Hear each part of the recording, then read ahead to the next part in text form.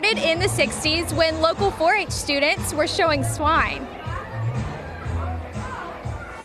Their parents decided maybe there's a money maker in this. Let's not just raise pigs for show, let's raise them to sell. From there, the Louisiana Swine Association was created, made up of pig farmers from 5 parishes. Starting with a swine show every 3 months at the pig barn, the Swine Festival was born in Basile. In the 60s, because the swine industry was so large in Basile, we decided that as a community we wanted to support the local pig farmers. And of course, the only way to do that in those days was through a festival. When the swine industry in Basile plummeted in 1974, the swine shows didn't survive, but the festival did. And at first there was a debate about whether or not we should keep the name Swine Festival and maybe change it to something else that would be more appropriate for the times. But because we had become known as the home of the Swine Festival, the community and the people involved with the festival decided, let's keep the name and we can make the festival into whatever we want to. They turned it into a festival, drawing an average of 5,000 people for pig chases, cook-offs, and hog squealing contests. One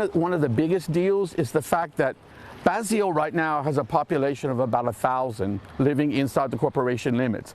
The community is made up of a whole lot more because from Basile all the way to Iota, that's all really considered Basile. And from Basile all the way to Dural, that's considered Basile. But the town itself is only a square mile. But despite that, we continue to have a festival because all of those people come together as a community, whether or not they live in Basile itself.